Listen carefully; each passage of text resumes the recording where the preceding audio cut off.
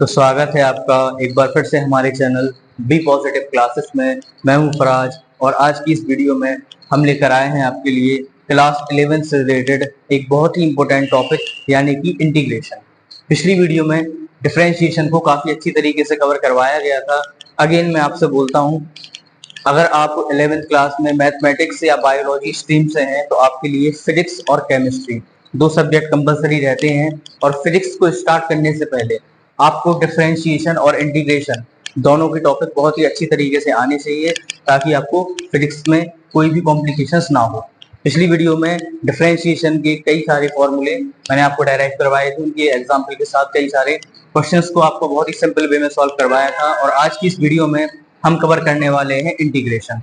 Again मैं आपसे कहता हूं, इंटीग्रेशन और डिफरेंशिएशन आपके मैथमेटिक्स में काफी अच्छे और बड़े चैप्टर हैं, लेकिन फिजिक्स के हिसाब से जितने फॉर्मूले मैं आपको यहाँ पर लगवाने वाला हूँ, जितने क्वेश्चंस मैं आपको लगवाने वाला हूँ, उतने फॉर्मूले से आप क्लास 11th एंड क्लास 12 की फिजिक्स को बहुत ही सिंपल वे में समझ पाएंगे। तो स्टार्ट करते हैं हम इंटीग्रेशन।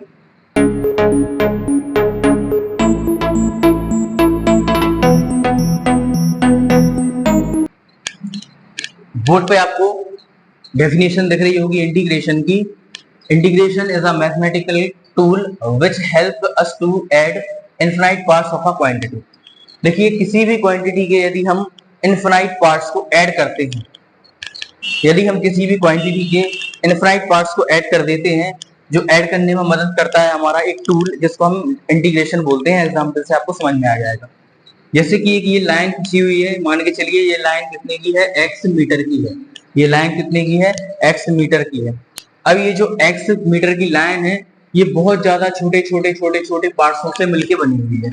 कोई भी चीज होती है, कोई भी क्वांटिटी होती है, वो बहुत ज्यादा छोटे छोटे पार्ट से मिलके बनती है, बहुत ज्यादा छोटे छोटे पार्ट से मिलके बनती है। जैसे कि मान के चलिए एक लाइन है जो कि कितने 4 मीटर की है। इसके हम चार पार्ट्स करते हैं, 1 2 3 4, और चारों कितने के हैं, 1 मीटर के। चारों कितने के हैं, 1 मीटर के हैं। तो यदि हम चारों पार्ट्स को जोड़ते हैं तो हमारा आंसर कितना आ जाएगा, 4 आ जाएगा। यहाँ पर लेकिन आप देखें, यहाँ पर हम इन पार्ट्स को बहुत ही आसानी से गिन सकते हैं, यानी कि ये जो पार्ट्स हैं वो सारे फाइनाइट पार्ट्स हैं, यानी कि इन पार्ट्स को हम गिन के ऐड कर सकते हैं। 1 2 3 4 और टोटल आ गया हमारा 4। लेकिन कुछ क्वांटिटीज ऐसी रहती हैं जो कि इनफिनाइट नंबर्स से मिलके बनी होती हैं। कुछ क्या, अधिकतर हर क्वांटिटी आपकी इनफिनाइट पार्ट से मिलके बनती होती है। जैसे कि इस लाइन का जो टोटल एक्स मीटर, ये एक्स मीटर की ये लाइन है, मान के चलिए इसका एक बहुत छोटा सा पार्ट यदि हम लेते हैं, जिसको हम बहुत छोटे पार्ट को हम क्या बोल देते हैं, dx बोल देते हैं। किसी भी क्वांटिटी का यदि बहुत छोटा पार्ट है तो उसके साथ हम d लगा देते हैं। अगर ये पूरी लाइन x मीटर की है तो इसका एक बिल्कुल छोटा सा पार्ट कितने का होगा, dx का होगा। छोटा सा पार्ट बिल्कुल dx का होगा। और ऐसे ही बहुत सारे dx से मिलकर ये पूरी लाइन x बनी हुई है। आई होप आपको समझ में आ रहा होगा। बहुत छोटे छोटे dx यानी कि बहुत छोटे छोटे पार्ट्सों से मिलकर ये पूरी लाइन बनी होगी। किसी भी कोई भी क्वांटिटी रहती है वो हमेशा बहुत छोटे छोटे पार्ट्सों से मिलकर बनती है। और जब हम इन इनफिनाइट पार्ट्स को, ये इतने पार्ट्स हो जाते हैं छोटे छोटे जिनको हम गिन नहीं सकते हैं, इसलिए हम इनको इनफिनाइट बोल देते हैं। तो जब हम किसी क्वांटिटी के इनफिनाइट पार्ट्स को आपस में ऐड कर देते हैं तो उसको हम इंटीग्रेशन बोलने लगते हैं। वही डेफिनेशन यहाँ पे लिखी हुई है, integration is a mathematical tool which helps us to add infinite parts of a quantity. I hope आपको समझ में आ रहा होगा। ये देखिए, ये इंटीग्रेशन का साइन होता है। जिस तरीके से आपको डी बाई डी एक्स लगाते थे हम, डी बाई डी एक्स हम डिफरेंशिएशन में लगाते थे, इसीलिए इंटीग्रेशन का साइन होता है ये। इससे आपको बिल्कुल नहीं घबराना है, ये इंटीग्रेशन का साइन है। तो मान के चलिए ये लाइन एक एक्स मीटर की है, ये किससे मिलके बनी हुई है, बहुत सारी dx से मिलके बनी हुई है। तो हम क्या लिखेंगे, integration of dx, integration of dx। और जब इंटीग्रेशन का मतलब होता है कि ये छोटे छोटे जो dx हैं, जितने भी इनफिनाइट पार्ट्स हैं, उन सारों को ऐड अगर हम कर देंगे तो हमको क्या मिल जाएगा, x मिल जाएगा। आई होप आपको बहुत ही अच्छी तरीके से समझ में आ गया होगा कि यदि dx का इंटीग्रेशन हम करते हैं तो क्या हो जाता है, x हो जाता है। अकेला x से नहीं लेके चलते हैं। ये देखिए एक और हम एग्जांपल देखते हैं। मान के चलिए एक ये स्क्वायर है और इसका जो एरिया है वो कितना है, a है। कोई एक स्क्वायर है जिसका एरिया a है, तो ये देखिए जो एरिया a है ये बहुत ज्यादा छोटे छोटे da से मिलकर बना होगा, बहुत ज्यादा छोटे छोटे छोटे छोटे छोटे छोटे पार्ट्स से मिलकर बना होगा, और ये जो पार्ट्स हैं वो इनफाइनाइट नंबर्स होंगे, यानी कि बहुत ज्यादा पार्ट्स होंगे। तो देखिए इन जब सारे डी ए को हम जोड़ देंगे तो हमें क्या मिल जाएगा, ए, यानी कि इंटीग्रेशन ऑफ डी ए। यदि हम डी ए का इंटीग्रेशन करेंगे तो हमको क्या मिल जाएगा, ए मिल जाएगा। जरूरी नहीं है कि आप हमेशा एक्स लें या आप हमेशा ए लें या फिर हमेशा एन लें, आप कोई भी वेरिएबल ले सकते हैं। डी ए हो गया, डी एम हो गया, डी एन हो गया, डी जेड हो गया, डी वाई हो गया, डी एक्स हो गया, यानी कि बस आपको इतना ये समझना है कि कोई भी क्वांटिटी बहुत छोटे छोटे पार्ट्सों से मिलकर बनती है, और जब हम सारे पार्ट्सों को आपस में ऐड कर देते हैं तो वो हमारा इंटीग्रेशन हो जाता है। जैसे कि ये देखिए लाइन एक एक्स मीटर की है जो कि बहुत सारी डीएक्स से मिलकर बनी हुई है, और जब हम डीएक्स का इंटीग्रेशन करेंगे तो एक्स हमें मिल जाएगा। ये एक एरिया है जिसका एरिया ए है, ये बहुत सारे छोटे छोटे डी ए से मिलकर बना हुआ है। जब हम सारे इनफाइनाइट डी ए का इंटीग्रेशन करेंगे तो हमें ए मिल जाएगा। तो आई होप आपको ये वाला कॉन्सेप्ट काफी अच्छी तरीके से समझ में आ गया होगा। यहाँ पर इंटीग्रेशन के लिए कुछ फॉर्मूले लिखे हैं, जिस प्रकार से डिफरेंशिएशन में हमने प्रोडक्ट या डिविडेंड रूल पढ़ा था, इंटीग्रेशन में हमें ऐसा कुछ देखने को नहीं मिलेगा। इंटीग्रेशन डिफरेंशिएशन से भी सिंपल मैं कह सकता हूँ कि है। सबसे पहले देखिए आपने जो फर्स्ट फॉर्मूला यहाँ पर लिखा हुआ है ये आपको काफी अच्छी तरीके से समझ में आ गया होगा कि यदि कोई dx है तो उसका इंटीग्रेशन होता है x, यदि कोई dx है तो उसका इंटीग्रेशन होता है x। बढ़ते हैं फॉर्मूले नंबर सेकंड की ओर। देखिए जैसा कि हमने इंटीग्रेशन में किया था कि यदि x की पावर n होती है तो पावर आगे आती है और पावर में से एक माइनस होता है, ये आपको ध्यान रखना है। ये इंटीग्रेशन है, लेकिन यहाँ पर हम कर रहे हैं ये डिफरेंशिएशन है, सॉरी, और यहाँ पर हम कर रहे हैं इंटीग्रेशन। तो इंटीग्रेशन और डिफरेंशिएशन में बिल्कुल उल्टा होता है। देखिए सबसे पहले तो साइन लगता है इंटीग्रेशन का x की पावर n और साथ में लिखा जाता है dx, जैसे कि डिफरेंशिएशन में लिखा जाता है। बट इसका फॉर्मूला क्या होता है, देखिए पावर में एक ऐड हो जाता है और अपॉन में भी वही नंबर आ जाता है। एग्जाम्पल लेंगे आपको अच्छी तरीके से समझ में आ जाएगा। जैसे कि देखिए एग्जाम्पल लेते हैं x की पावर 3। यदि हमें इसका इंटीग्रेशन करना है तो सबसे पहले तो हम इंटीग्रेशन का साइन लगाएंगे, x की पावर 3 लिखेंगे और साथ में क्या लिखेंगे, dx लिखेंगे। अगर यहाँ पर x की पावर 3 की जगह m की पावर 3 होता तो हम फिर dx की जगह dm लिखते। आई होप आपको समझ में आया होगा। अब देखिए यहाँ पर जो x है वो बिल्कुल एज इट इज आ जाएगा, पावर में एक ऐड हो जाएगा यानी कि 3 + 1 और अपॉन में भी क्या आ जाएगा आपका 3 + 1। ओवरऑल आंसर कितना आ जाएगा, x की पावर 4/4। बहुत ही सिंपल फॉर्मूला है, आपको समझ में आया होगा। एक और एग्जांपल हम लेते हैं। चलिए इस बार कोई माइनस का एग्जांपल लेते हैं। मान के चलिए x की पावर अगर -2 है तो सबसे पहले तो क्या करना है, इंटीग्रेशन का साइन लगाना है, उसके साथ dx लिखना है। जब इंटीग्रेशन होता है तो ये वाला साइन हट जाता है और dx हट जाता है। ध्यान रखना, ये वाला साइन हट जाता है और dx हट जाता है। सिर्फ x की पावर n यानी कि x की पावर n का इंटीग्रेशन होता है। तो देखिए यहाँ पर x सेम आएगा, यहाँ पे पावर में एक ऐड हो जाएगा और वही आपका नीचे आ जाएगा। पावर में एक ऐड हो जाएगा वही आपका नीचे आ जाएगा। तो ये किस प्रकार से आएगा, x की पावर आ जाएगा आपका कितना -1 और अपॉन में भी आ जाएगा कितना -1। इसको हम लिख सकते हैं -1/x। आई होप आपको काफी अच्छी तरीके से समझ में ये आ रहे होंगे। एक एग्जांपल और लेते हैं। देखिए मान के चलिए m की पावर 2 लिखा हुआ है, हमको इसका इंटीग्रेशन करना है तो सबसे पहले तो हम इंटीग्रेशन का साइन लगाएंगे और साथ में क्या लिखेंगे, dm लिखेंगे, क्योंकि यहाँ पर m फॉर्म में है। इसके बाद देखिए क्या करेंगे, m रहेगा आपका एज इट इज, पावर में एक ऐड हो जाएगा और अपॉन में भी वही नंबर आ जाएगा आपका। तो इसका ओवरऑल आंसर कितना हो जाएगा, m की पावर 3/3। आई होप आपको ये वाला फॉर्मूला काफी अच्छी तरीके से समझ में आ गया होगा। यहाँ पर आपको एक चीज दिख रही होगी कि n does not equal to -1, यानी कि जो n है यानी कि जो x की पावर है वो -1 के लिए ये वाला फॉर्मूला एप्लीकेबल नहीं है। आपको इस बात का ध्यान रखना है। यदि x की पावर -1 आती है तो उसके लिए ये फॉर्मूला एप्लीकेबल नहीं होता है, उसके लिए फिर लॉग का कॉन्सेप्ट लगता है, log e की पावर x। खैर वो अभी आपको नहीं पढ़ना है कोई, इसलिए आपको इस पे ध्यान देने की जरूरत नहीं है। लेकिन फॉर योर काइंड इन्फॉर्मेशन मैंने आपको बता दिया कि अगर x की पावर -1 होती है तो उस कंडीशन में ये वाला फॉर्मूला आप नहीं लगा सकते हैं, क्योंकि इसमें आपका आंसर सही नहीं आएगा।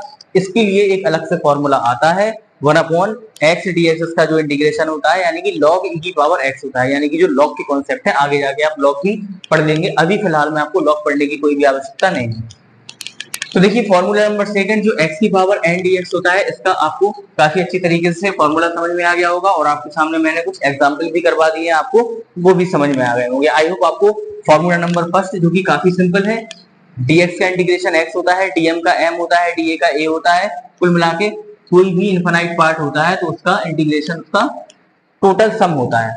इसके बाद x की पावर n का x में पावर में एक ऐड हो जाती है, वही अपॉन में आ जाता है। मैंने आपको देखो 2 या 3 एग्जांपल करके बता भी दिए हैं, आई होप आपको बड़ी क्लियर हो गए हैं। अब बढ़ते हैं फॉर्मूले नंबर 3 की ओर। फॉर्मूला नंबर 3, जैसा कि आपने डिफरेंशिएशन में भी पढ़ा था कि यदि कोई कांस्टेंट होता है तो कांस्टेंट का डिफरेंशिएशन कितना हो जाता है बेटा, आपका 0 हो जाता है।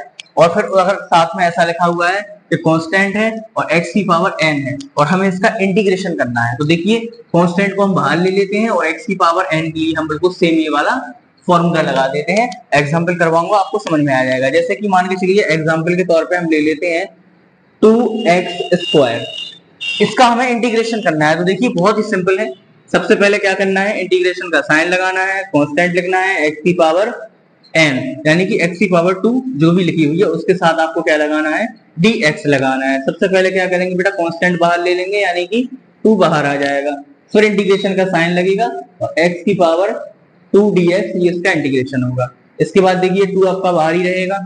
अब x की पावर 2 ये देखिए बिल्कुल सेम ये वाला बन गया है, तो इसमें क्या होगा, आपका पावर में एक ऐड हो जाएगा और अपॉन में भी वही नंबर आ जाएगा। पावर में एक ऐड हो जाएगा और अपॉन में भी वही नंबर आ जाएगा। तो देखिए यहाँ पर 2 आ गया आपका सेम और x की पावर हो जाएगी कितनी, 3, और अपॉन में भी कितना आ जाएगा बेटा, आपका 3 आ जाएगा। आई होप काफी क्लियर आपको समझ में आ गया होगा कि यदि कोई कांस्टेंट है और उसके साथ में x की पावर n है और दोनों का अगर हमको इंटीग्रेशन करना है तो कांस्टेंट को आपको बाहर लेना है, x की पावर n का आपको बिल्कुल सेम इसी वे में इंटीग्रेशन करके लिख देना है और आपका आंसर हो जाएगा। एक क्वेश्चन हम और सॉल्व करते हैं, कोई और एग्जांपल लेते हैं। मान के चलिए -2 m की पावर 3, इसका हमें अगर इंटीग्रेशन करना है तो सबसे पहले हमें क्या करना पड़ेगा, इंटीग्रेशन का हमें साइन लगाना पड़ेगा, -2 m की पावर 3 और इसके साथ क्या लिखेंगे, dm लिखेंगे क्योंकि यहाँ पर m की फॉर्म में है। इसके बाद देखिए कांस्टेंट हम बाहर ले लेंगे, अंदर करेंगे किसका इंटीग्रेशन, m की पावर 3 dm का इंटीग्रेशन करेंगे, जो कि आपका कितना हो जाएगा, m यहाँ पर सेम रहेगा, पावर में एक ऐड हो जाएगा और अपॉन में वही नंबर आपका रिपीट हो जाएगा, यानी कि -2 m की पावर 4 अपॉन में भी आपका कितना आ जाएगा बेटा, 4 आ जाएगा। आई होप आपको बहुत ही अच्छी तरीके से ये क्लियर हो गए होंगे कि थर्ड वाला जो फॉर्मूला है इंटीग्रेशन का वो आपको किस प्रकार से यूज करना है और किस टाइप के आपको क्वेश्चंस देखने को मिलेंगे आपकी 11th की फिजिक्स में। आई होप आपको समझ में आ गया होगा। बढ़ते हैं फॉर्मूले नंबर 4 की ओर।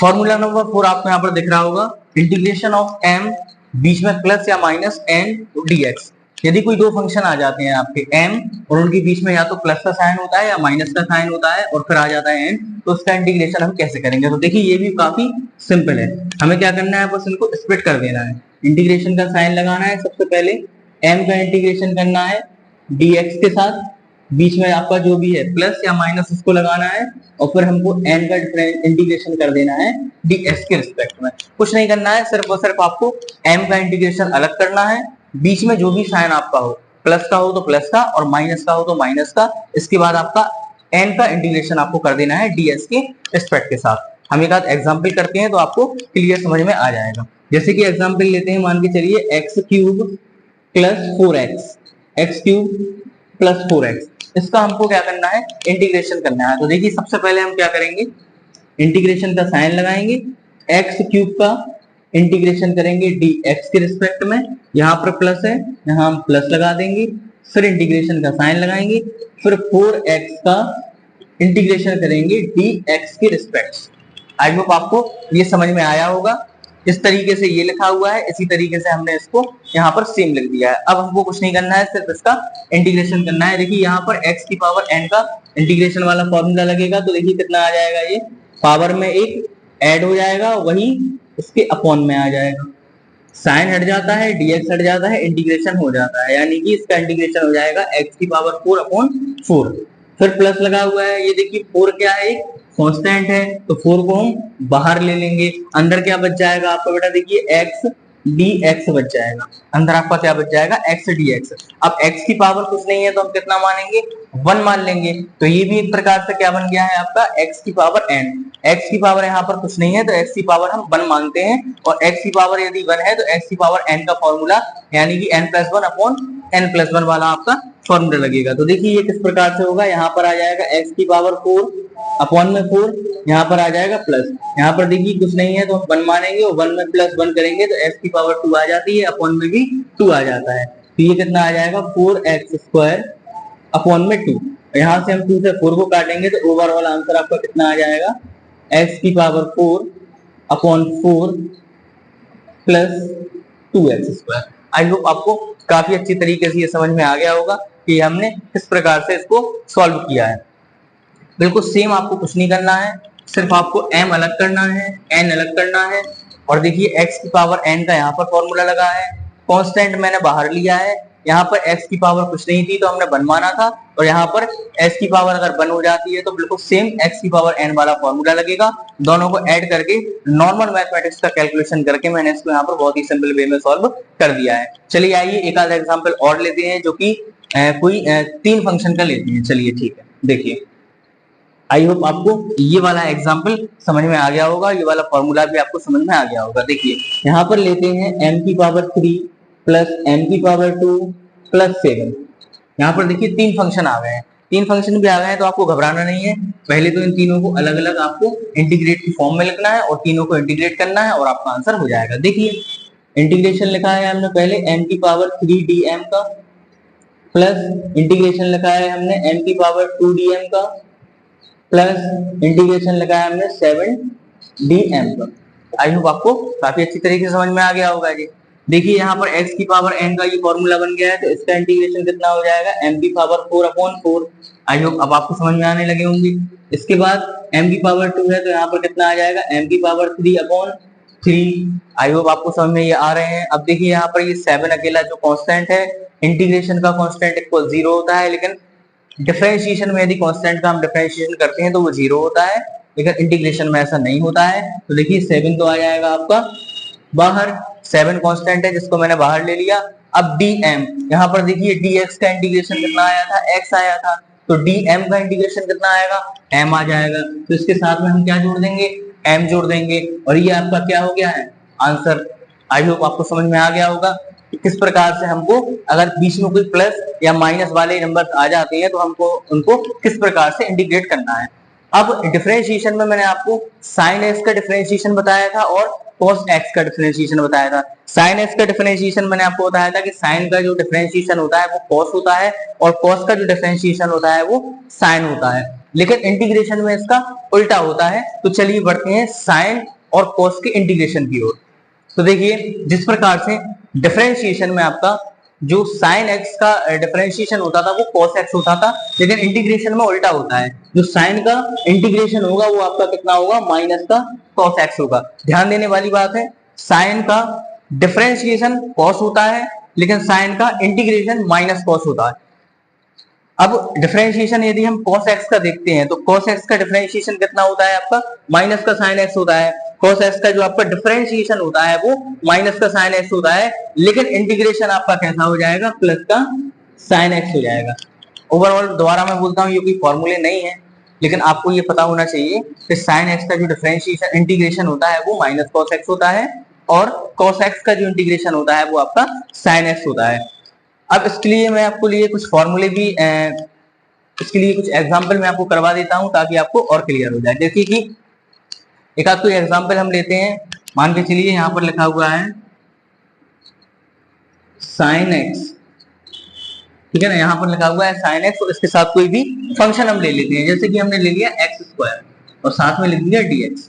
तो सबसे पहले आप ये देखिए किस फॉर्मेट में है, ये है इस फॉर्मेट में, m plus n sine x को m मानेंगे, x² को n मानेंगे। तो सबसे पहला काम क्या है, इन दोनों को अलग अलग करना है। देखिए इंटीग्रेशन का साइन लगाएंगे, साइन x और dx लिख देंगे, प्लस इंटीग्रेशन का साइन लगाएंगे, x² और dx लिख देंगे। तो देखिए साइन x का इंटीग्रेशन कितना हो गया बेटा, माइनस का cos x हो गया, तो यहाँ पर कितना आ जाएगा, माइनस का cos x आ जाएगा। अब देखिए बीच में आपका प्लस है तो आप बीच में प्लस लगा दीजिए, ये साइन हट जाएगा, dx हट जाएगा, x² यानी कि x की पावर n का ये बन गया।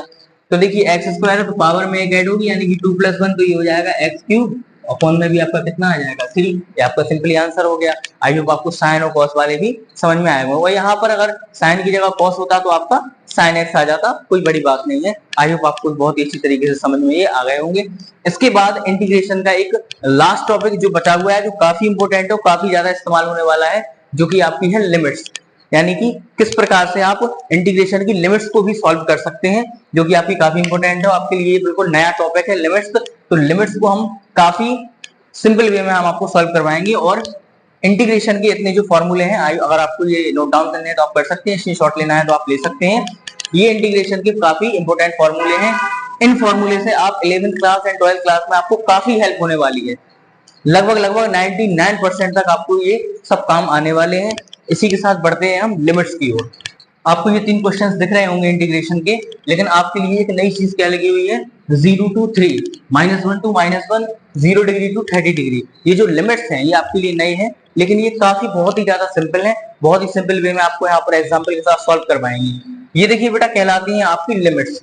यानी कि इसका मतलब होता है, इसको बोलते हैं हम क्या, लोअर लिमिट। इसको बोलते हैं हम लोअर लिमिट और इसको बोलते हैं हम अपर लिमिट।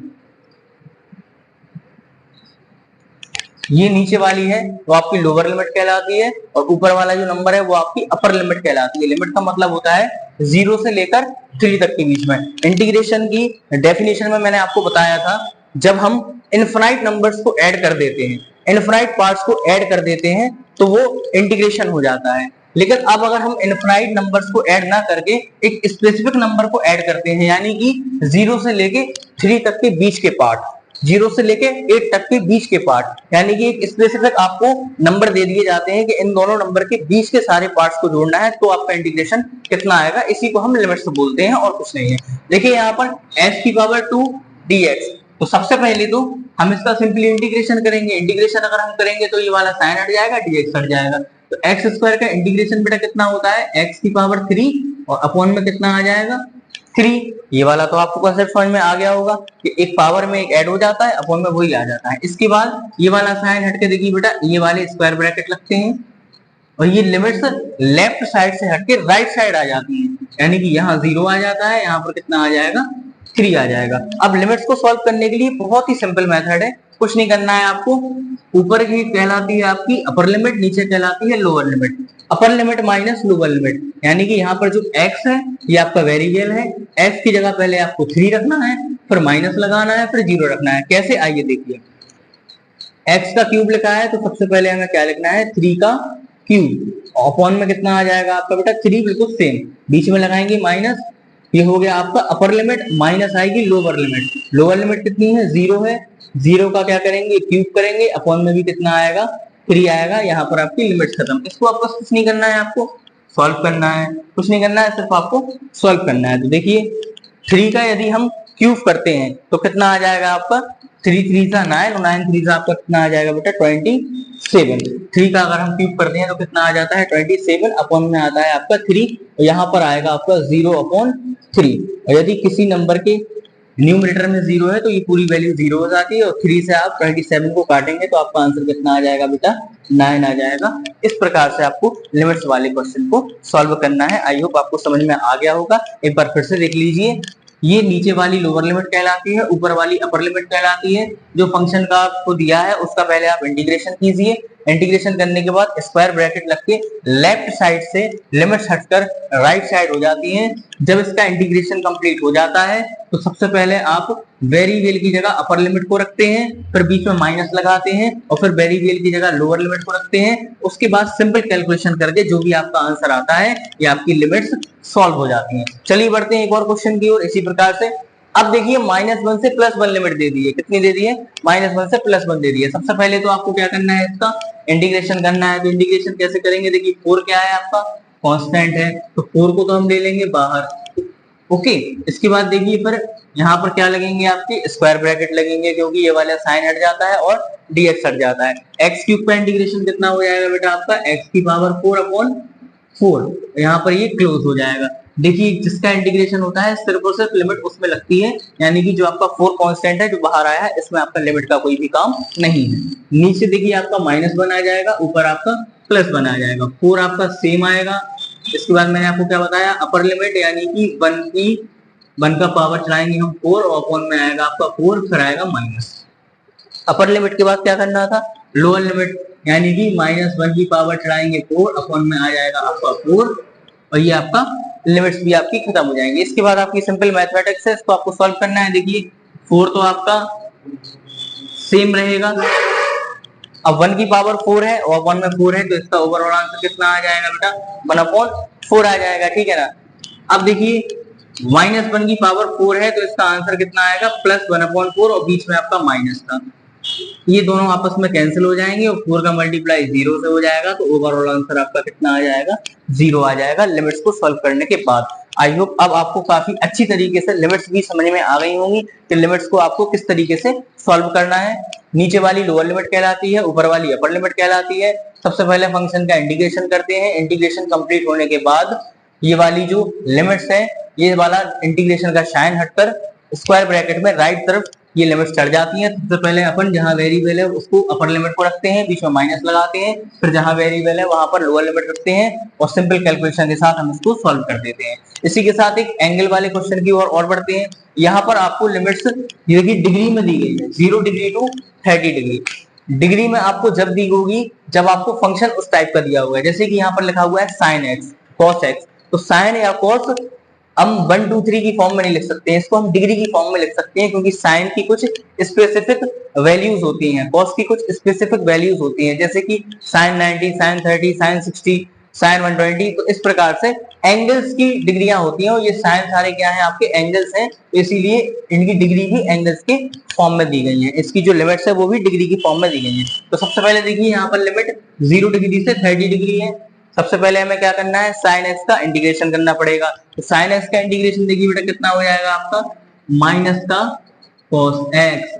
sin x का इंटीग्रेशन कितना हो जाता है, माइनस का cos x। इसके बाद 0 डिग्री से कितना डिग्री लेके जाना है, 30 डिग्री लेके जाना है। तो अब सर क्या करेंगे, ये देखिए आप, सबसे पहले माइनस का था, माइनस हम बाहर ले लेते हैं, कॉमन माइनस हम बाहर ले लेते हैं, अंदर आपका क्या बचेगा, cos। अब पहले x है तो ये क्या कहलाती है आपकी अपर लिमिट, तो सबसे पहले क्या लिख दिया हमने, अपर लिमिट, बीच में लगाते हैं माइनस, फिर लिखेंगे cos। अब x की का क्या लिखेंगे, लोअर लिमिट, तो cos आ जाएगा 0। आई होप अब आपको समझ में आ गया होगा, cos 30 माइनस cos 0 करना है, ठीक है ना। इसके बाद देखिए माइनस आपका बाहर है, cos 30 की वैल्यू आई होप आप सभी को पता होगी, √3/2 होती है cos 30 की वैल्यू, और cos 0 की देखिए कितनी वैल्यू होती है, 1 होती है। cos 0 की कितनी होती है, 1 होती है। अंदर माइनस का मल्टीप्लाई कर देंगे तो आपका ये आंसर कैसा आ जाएगा, ये आपका देखिए 1 प्लस का हो जाएगा और √3/2 माइनस का हो जाएगा। आगे मैथमेटिक्स है, तो इस प्रकार से आपको लिमिट्स को सॉल्व करना है। आई होप अब आपको लिमिट्स भी काफी अच्छी तरीके से, लिमिट्स के कॉन्सेप्ट भी समझ में आ गए होंगे। डिफरेंशिएशन में के मुकाबले इंटीग्रेशन में फॉर्मूले थोड़े कम हैं, लेकिन जितने भी मैंने आपको फॉर्मूले और एग्जांपल बता दिए हैं, आपकी पूरी 11th क्लास एंड पूरी 12th क्लास की इंटीग्रेशन में इसके अलावा आपको कुछ इंटीग्रेशन नहीं पढ़ना है। जितने भी फॉर्मूले मैंने आपको बताए आप इनको अच्छी तरीके से पढ़िए, और जितने ज्यादा क्वेश्चंस को आप सॉल्व करेंगे उतनी ज्यादा आपकी प्रैक्टिस अच्छी होगी। इसके बाद देखिए लिमिट्स भी मैंने आपको बता दी है कि लिमिट्स को किस प्रकार से सॉल्व किया जाता है आपकी ये 11th क्लास में, और 12th क्लास के डेरिवेशंस में लिमिट्स काफी ज्यादा इंपॉर्टेंट है, और आपको अगर लिमिट सॉल्व करना नहीं आता है तो आपको डेरिवेशन में कई ज्यादा कॉम्प्लिकेशंस हो सकती हैं। तो देखिए लिमिट्स के साथ इस वीडियो को मैं इंटीग्रेशन कंप्लीट करता हूं। आई होप आपको इंटीग्रेशन के सारे टॉपिक, सारे फॉर्मूले और सारे एक एक क्वेश्चंस के एग्जांपल पूरे समझ में आ गए होंगे। और अगर आपको हमारी वीडियो अच्छी लगती है तो प्लीज हमारी वीडियो को लाइक कीजिए, अपने दोस्तों के साथ शेयर कीजिए, हमारे चैनल को सब्सक्राइब कीजिए ताकि इस प्रकार की वीडियो सबसे पहले आप तक पहुंचे। तो मिलते हैं चैप्टर नंबर 1 यानी कि जो फिजिक्स का हमारा चैप्टर है, यूनिट्स एंड मेजरमेंट। इस चैप्टर को हमने 2 पार्ट्स में बनाया है और बहुत ही जल्द इस चैनल पे हम अपलोड भी करने वाले हैं। तो मिलते हैं chapter number 1 units and measurement के साथ।